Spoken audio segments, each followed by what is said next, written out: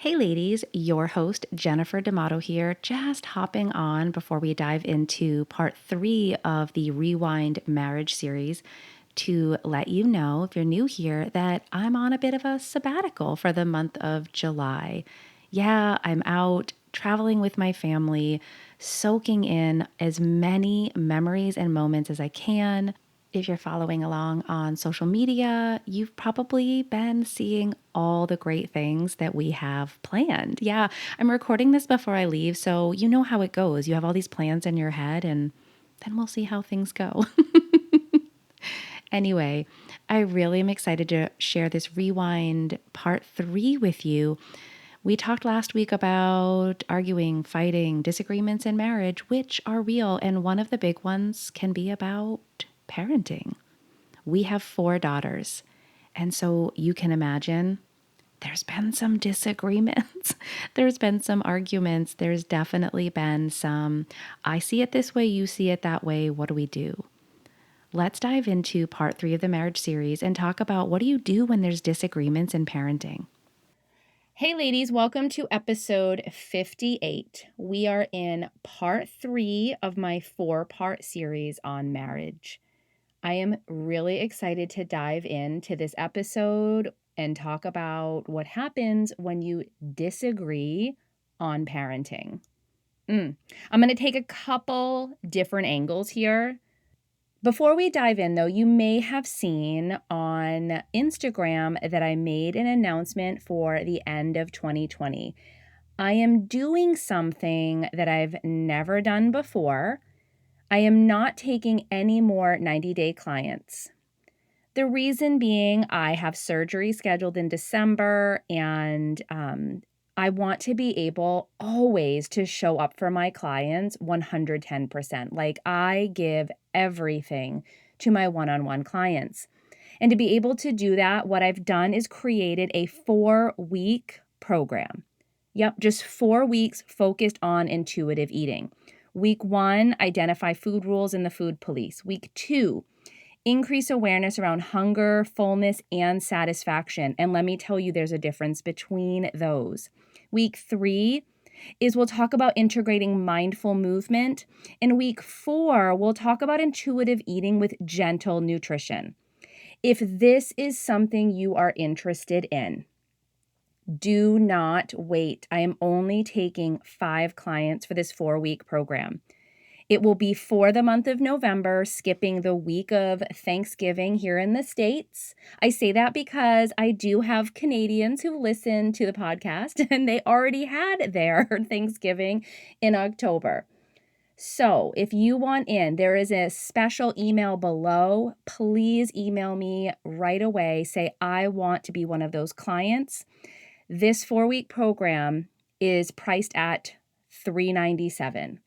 Like I said, I've never done this before. I cannot say I would do this again, but I want to make sure those who are wanting to be in the holiday season, end the year with this knowledge, with this really powerful work of intuitive eating, this is the program for you.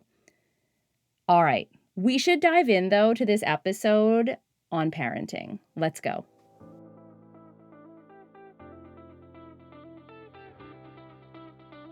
Welcome to the Health, Life, and More for Women podcast with certified life coach, mom of 4, and just all-around lover of all things 80s, your host, Jennifer D'Amato. Buckle in. Let's get started. So like I said, I want to talk about this issue of disagreeing on parenting from a couple different angles. If you listened to episode 57, where I talked about arguing, I said it all. Like, you all know that this was an area in my marriage where I failed continuously. Now, that wasn't to say, my husband was perfect at arguing. I mean, can you be perfect at arguing? Do you want to be? I don't know. Anyway, I always promise to be authentic and real on this podcast. And if you haven't listened to episode 57, where I basically tell you I was a huge problem when it came to arguing, I would highly recommend listening to that. I'm just really here to add on to it today, because when it comes to parenting, you're two different people, and very likely you're going to have two different opinions about different things that come up.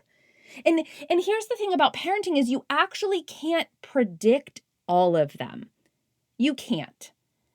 You are going to face things potentially as parents that you have no idea. You've never even heard of it. Case in point, we had our firstborn, and honestly, other than her birth just being an unexpected, terrible situation I was in, and then giving up on nursing her and just going through shame and guilt and judgment of others. And yeah, I've talked about all of this as well. um, Other than that, she was so easy. Oh my gosh, it's why we were pregnant when she was 10 months old with our second born. I'm telling you, so easy. And foolishly, we went into having our second born with, we're amazing. This is going to be easy. We have an idea of what we're doing, at least at those beginning stages. Well, that sweet girl turned one and all hell broke loose for us as parents. What we didn't know and what we were living through was a child having a chemical reaction to red 40 food dye. If you're not familiar, you guys can do a Google search and you'll probably actually find more information than I could, because this was 2007 when I was looking this up. And if you used Google, was there Google? I'm sure Google was around in 2007. You just couldn't find information on the internet like you can find it in 2020. So we were at a loss. We actually didn't know what was going on. And if it wasn't for a dear friend from an email that I reached out at just the lowest point in my life, I felt like at the time, she saved me. She saved me from probably losing my mind and sitting at a pediatrician's office just crying my eyes out because no one could figure out what was wrong with my kid. Well, she was having this chemical reaction to red 40. We were dealing with things as parents that no one could tell us about. When you have your teeny tiny, and she was so tiny, this girl was running at 10 months old. I'm not joking. I have video footage of this child at 10 months old running. No one can tell you how to deal with 2-hour-long screaming fits every single night. There is no parenting book that addresses a chemical reaction to red 40. If anyone wants to write one, though, please do. We were at a loss as parents. So you can imagine this invoked some disagreements on how to handle it, because we didn't even know what was happening for so long. We were raised in homes where, we got spanked when we did something wrong. Like, it was common. I hold no judgment. I'm not going to get into spanking here, though that's obviously a place you can highly disagree, but we didn't disagree on that.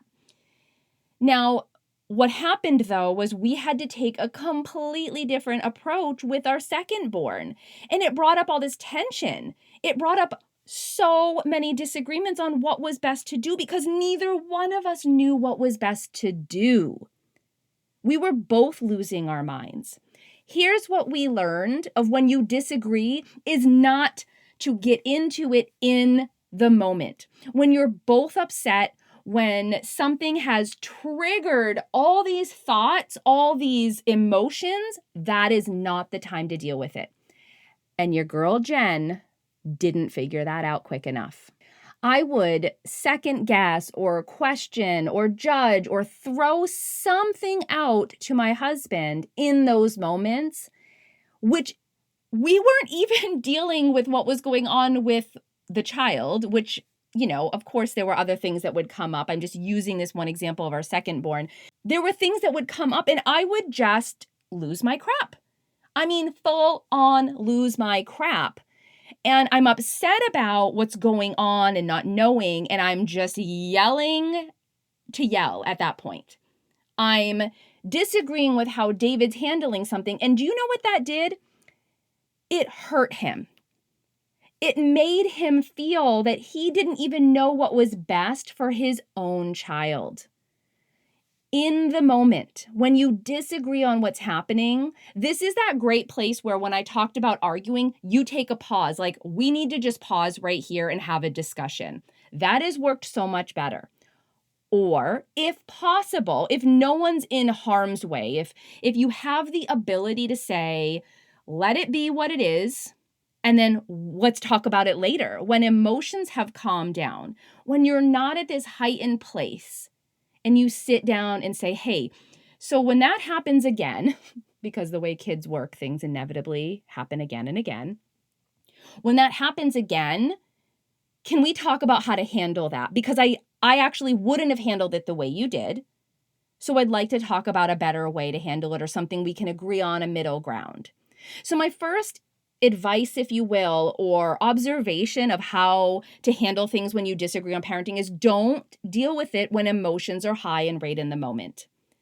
And this could come from either spouse, but I'm telling you, it was me questioning. I really was. Like, you don't know what you're doing, David. You can't figure this out. You know, you're not a college educated human being who knows what he's doing. Nope. I mean, it was awful. It was awful. It was not the time. And it actually took me way longer than it should have to figure out, like, you're making this worse. I would question him because, of course, I'm with the kids all the time. He knew that. He respected that. I was with them all the time. So I just assumed I knew better. I know better. I know them. I'm with them. I can figure this out. Except I was missing out on actually the perspective I needed was someone who was not there all the time looking at the situation. He brought in the other perspective. And it wasn't until I was like, wow, I actually need to see this from a totally different perspective that I shut my mouth. I I had to shut up.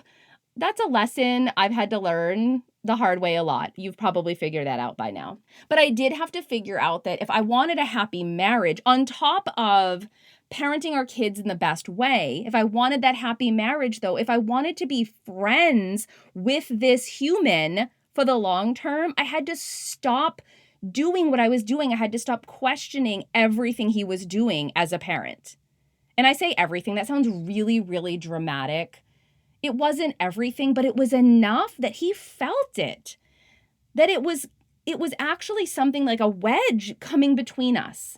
So something that actually helped navigate parenting better was this idea we adopted, and we just called it a proactive parenting plan. We sat down one day when I would say our oldest, who's 15 and a half now, she was probably around the age of 3. We sat down and I said, let's just talk about some big things that are coming, like big milestones, if you will, or things, decisions we're going to have to make. And let's just talk about them now before they ever get here. So it was proactive. A lot of what we experienced from the kids' point of view in the two of us growing up was that our parents were more reactive. And we just wanted to bring in something different. And it's not that having a proactive parenting plan has taken away the reactiveness. It's just reduced it, and it's also opened up things for conversation with each other. And actually, as our kids have gotten older, they know about the proactive parenting plan, and it's brought about really good conversations with them because now they want to give input into it. This is a great time to mention episode 26 if you've never listened to it. It's called Keep Your Plans in Pencil. This proactive parenting plan, quite literally, was written in pencil. We even knew when our kids were 3 that you just can't predict everything. There's no way to know. And if our second born with red 40 chemical reaction taught us anything, is you can't predict what's going to happen. So the proactive parenting plan we came up with was in pencil. Now, some things that were on this proactive parenting plan, it was stuff like dating. Like, when are we okay with our daughter dating? Makeup. When are we okay saying, yep, you can wear makeup? social media, having a cell phone, curfews. That's just to name a few things that are on the plan. So we sat down and decided, all right, in pencil, what do we feel comfortable with? What do we think is an appropriate milestone age for her to have this? Now, at the time, okay, so we have a 3-year-old and we did have our second born. We had no idea we'd be ever so blessed with 4 daughters. So we really didn't need to modify the things we put in there because it's all girls. We didn't add anything in for boys because we didn't get any boys. However, we have come back to that plan again and again. And then as our daughters got older and they would ask questions like, when can I wear makeup? We said 15. Like, for your 15th birthday, I'll take you out and make sure we do the whole kit and caboodle. I mean, everything. And my oldest can tell you that's exactly what we did. I took her out. I mean, she got everything she'd ever want, made sure she got the right kind of foundation because unlike her own mother, who I had the line, you guys know the jaw line. I mean, if you were buying CoverGirl makeup at the CVS pharmacy, you know what I'm talking about. I didn't want her to go through any of that. I wanted her to have all of the right things and know how to use them. And gosh, I probably would have had all of that if I had YouTube as well. But they know the age they can date. They know the age that they can get a cell phone. They know the age they're allowed to go on social media. Hint, hint, we haven't hit that in our house yet. However, this plan, the whole point of this plan, the proactive parenting plan in pencil, was for David and I to have discussions to reduce disagreements later.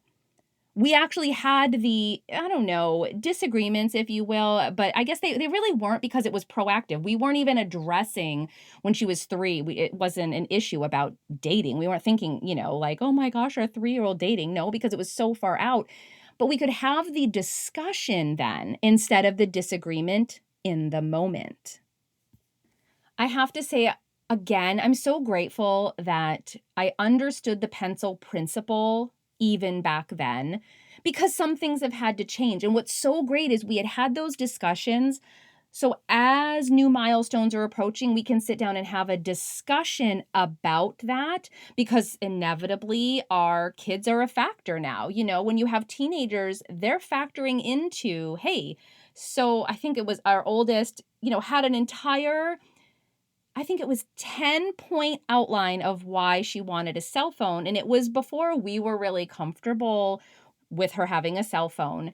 Um, and we actually brought that into a discussion between the two of us because it was different than our plan.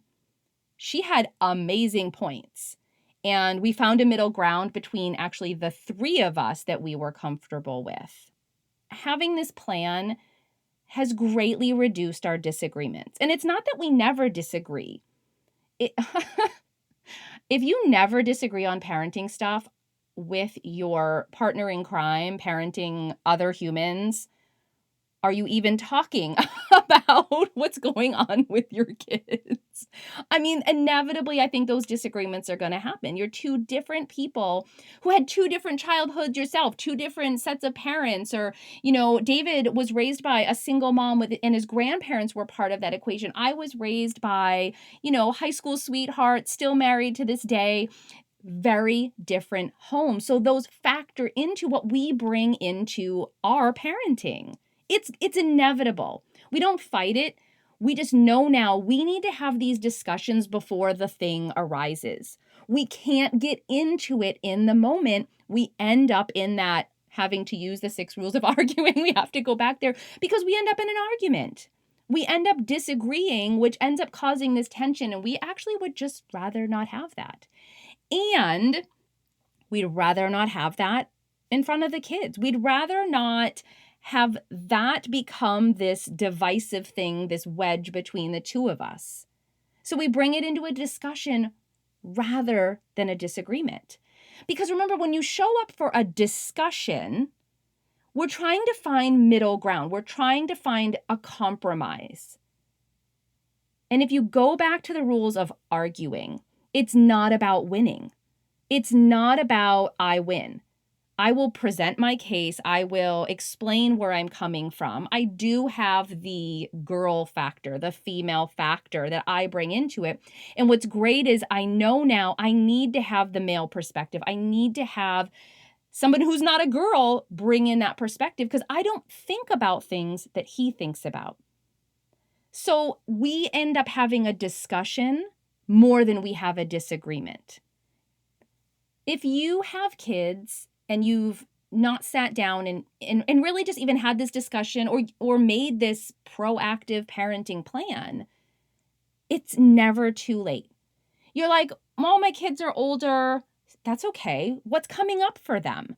What are some things that you want to put in pencil? Like if this comes up in conversation, maybe it is dating. Maybe it's how far away they go to college, that you actually want to have a discussion about that. So when your kid comes up to you and says, I want to move across the country to go to school, you're not like, one of you's hell yes, the other one's hell no, and you end up in a fight. That's not good.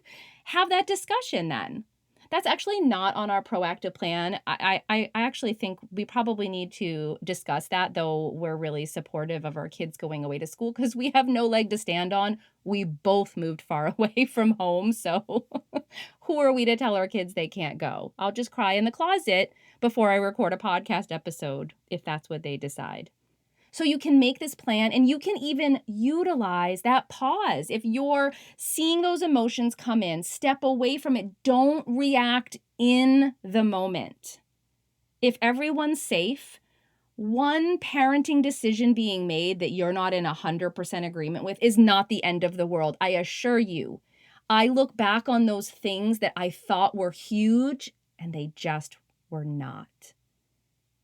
I hope this was helpful. I hope that this invokes more conversation within your relationship. We have one more part in this series, and I'm probably the most excited to talk about it because it's date night. Oh yeah, we're going to talk about the real reason we have date nights. I hope you're excited for it.